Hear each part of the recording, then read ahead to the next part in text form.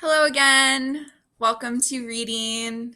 This is Module 4, Lesson number 2, and today we're going to be talking about Joseph Stalin.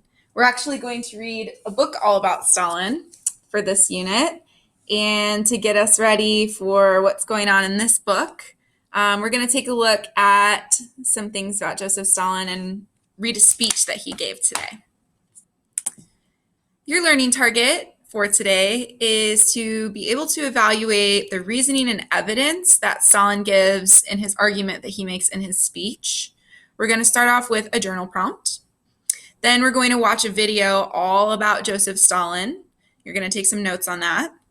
Then we're going to read the speech that he gave. This was a speech he gave during World War II to his army when they were battling Hitler's army.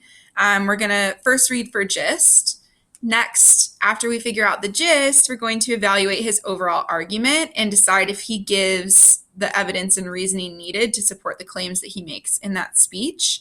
And then finally, for your exit ticket, you're going to explain to me whether or not you think he made a strong argument. What exactly makes a strong argument?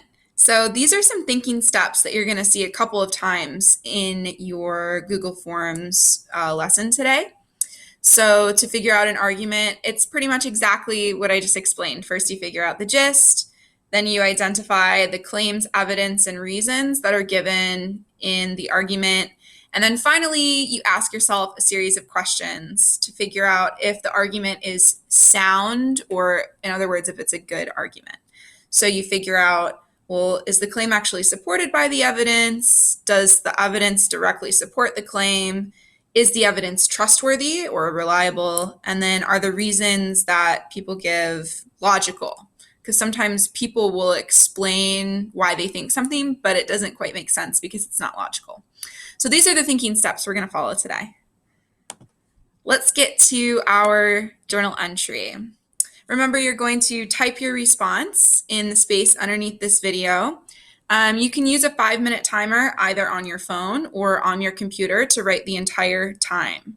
Because you're writing for 5 minutes, I expect at least 5 sentences, so don't lose points. Make sure you're writing for an entire 5 minutes. There are some optional sentence starters. You can use all of them, some of them, or none of them. It's up to you. Here's your prompt for today.